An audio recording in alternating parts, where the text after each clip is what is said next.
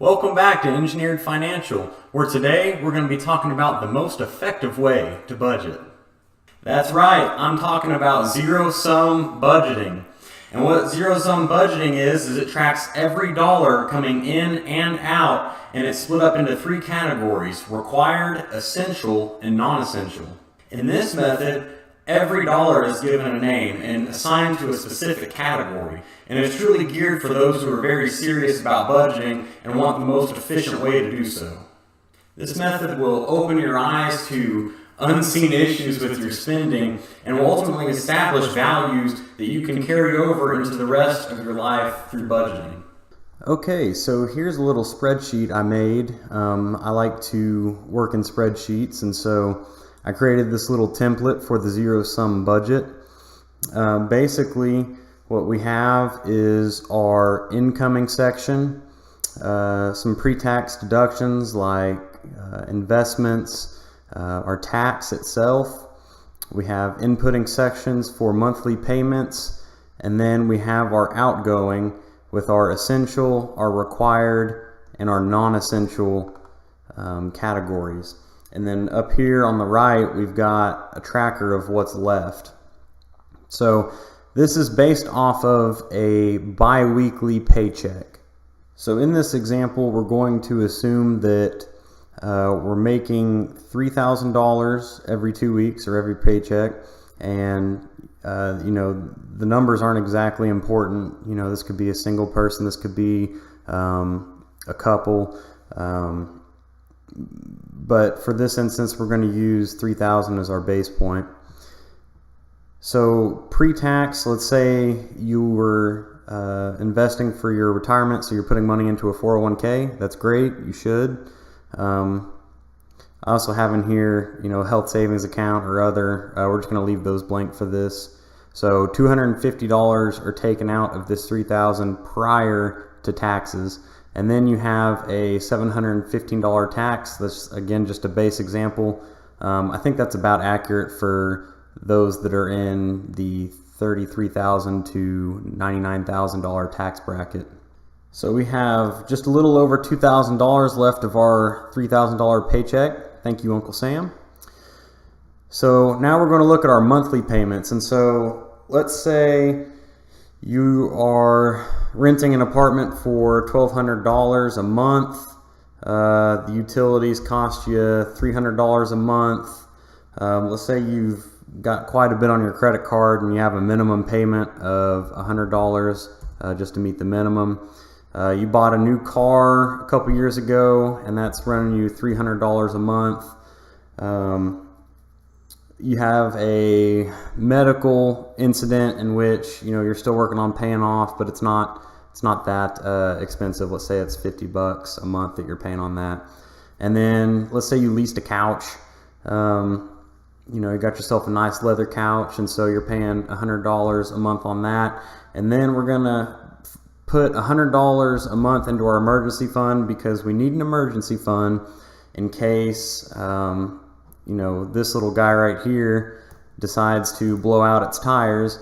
You don't want to be scrambling around for money. We want to make sure that we have something set in place for emergencies only. So you might have noticed as I was inputting stuff into here, our essentials total was tallying up. And so here we have all of our payments that we had mentioned, but they're all split in half. Remember, these were the monthly payments, and this is the bi-weekly payment. I also have insurance in here.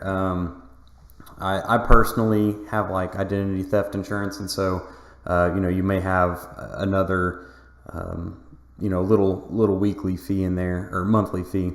But this right here is tallying up, and so you have almost $1,100 every 2 weeks that is going to essentials. And what your essentials are is a place to sleep, water and air, the things that you're required to pay off, so your credit card, your loan payment, the medical bill, and then you have your car, which you need for transportation, and then emergency fund, which I'm saying is essential because those rainy days will come.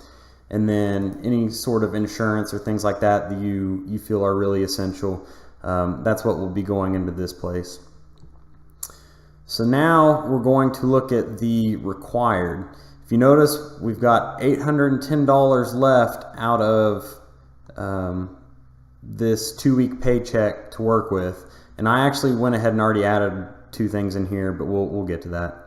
So let's say in 2 weeks you spent $100 a week on groceries, $25 for toiletries. Let's say you needed some toothpaste or something like that. Every 2 weeks it's costing you $120 for gas. Gotta love when gas prices go up. Auto expenses one time. Maybe you have an oil change or something. You might want to put that expense in there, or maybe you had to go to the doctor and you had a copay that you had to meet. But for those, we'll just assume there's 0 for here. So these are things that are required. You need food to eat. You need your deodorant. You need your toothpaste, and you need gas so you can go to your job or do whatever it is that you do. But these are things that are required. So now let's go look at the things that are not essential, and this, in essence, is what will break your budget. Just a reminder here, we have $465 left over from this paycheck. I'm going to say, once a week, and that's it's probably pretty generous. We'll say once a week you went out to eat with the family, and it cost you $50 a pop. So for those 2 weeks, you spent $100 on dining out, or maybe you went to a couple fast food places throughout the week. Next, we'll look at the phone bill. So let's say your phone bill costs $200 a month. That might be more applicable for a couple, but for this instance, we'll say it's a $200 a month phone payment, and so we're going to assume $100 every 2 weeks. Clothing, we'll say $40 every 2 weeks. I'd say that's probably pretty average, because you may not buy something in that 2 weeks, but I would assume once a month you go out and buy a shirt or some pants or maybe some shoes, something you need. And depending on the person, that could be pretty conservative as well. So you have cable. I'm going to assume cable is about $80 a month, and so every 2 weeks you're taking $40 out for that. If you're a swoller bear like me, you have a gym payment. We'll say that gym payment's $40 a month. Home decor. I'm not big on buying home decor myself, but some of you guys might be out there. Dates or friends night out. Went to the bar with some friends, ran up a $60 bar tab. Online shopping, you went to Amazon and we saw something that we couldn't live without, so we're going to go ahead and add a solid $50 there. Coffee, gotta love that Starbucks coffee. Every morning before work we get that $5 coffee, and so every 2 weeks we're looking at about $45 or so. Other entertainment, went and saw a movie. Charity, we're not going to give to charity, but maybe you do. Pets, had to give the pets a shot, and $75 might be pretty pretty conservative as well.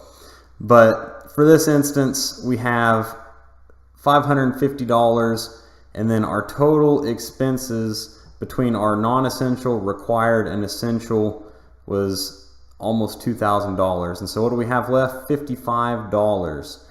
So that's not bad. That $55 can go into a savings, or maybe you're saving up for a birthday gift for somebody, or maybe you want to splurge on yourself. But I wouldn't say having $55 left is exactly ideal. So what this does, this budget is good for, is you can see how much you're paying for everything.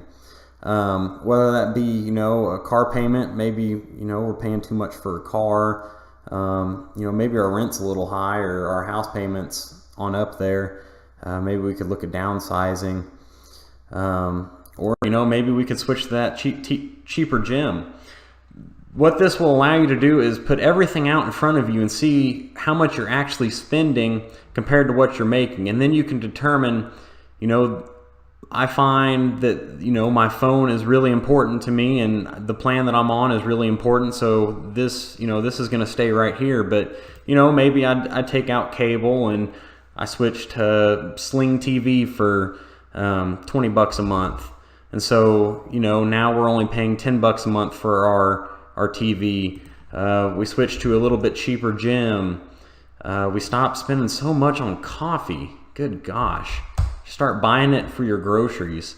Here, we'll give you a little bit extra for that coffee. You're gonna end up saving money in the long run. And then don't get rid of your pets. But maybe we curb some of the spending habits. We don't online shop as much. And then you can see as you start taking out some of these expenses, you end up with more money, $180 every 2 weeks. What could you do with $360 a month? Maybe you could go back in and invest. Maybe you could build up a savings account or, save up for a vacation. And one of the kind of important things is to be able to track it and visually track it. It's kind of like if you're trying to lose weight. You want to be able to take a starting out picture and then every few weeks take a progress picture, and because you see yourself every day, and so it's not as easy to see those changes when you look at yourself every day. But when you see little time lapses every 3 weeks, every 4 weeks, wow, you could really see those changes. And so something I like to do is kind of graph everything out. Let's say we had these expenses. We kind of started out with that $2,000 range. Maybe we got a little bit better the next 2 weeks and a little bit better after that. Maybe we spent quite a bit the next week, but then we got back to our habits.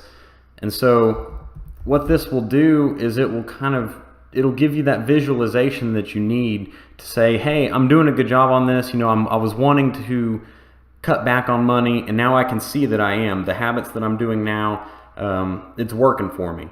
Or you might say, what I did here on this week, that's not going to work out for me in the long run. I'm going to end up in the negatives. What's left will be a negative number, and that's not good. So I definitely recommend visually seeing this as well. And again, I like to use a spreadsheet just because I can make it nice and neat and clean. You could do this on paper. But I definitely recommend tracking your expenses, at least starting out when you're starting out a budget. I know this might seem a bit excessive, but you really can visually see where you're spending so much or maybe where you're spending too little, and you can make adjustments. I saw in a book where people would do this right here, their expenses, and they would also have like their balance, and they would track their balance. And so like, let's say we tracked our balance here of what the excess was, and being able to visually see, hey, we're saving more money, we're spending less money, it's gratifying, and it's just kind of a reminder that, hey, I'm doing a good job. And so this type of budget, the zero-sum budget, while it is the most effective way for sure, it's a bit of a means to an end. I don't expect that everyone will want to budget like this forever. But once you get into a area that you like, we're starting to spend a little bit more consistently here, and we're happy with this. We're happy being here and with how we're spending our money. Then maybe you can stop doing the zero-sum budget and use something else. Like I have other tabs down here for the 50, 30, 20 budget, which I'll go into in another video. But you could get into a budget that's a little bit less numbers oriented, and maybe say, I want to spend 50% of my money on, what I deem essential, and then 50% on either saving money or extra spending money.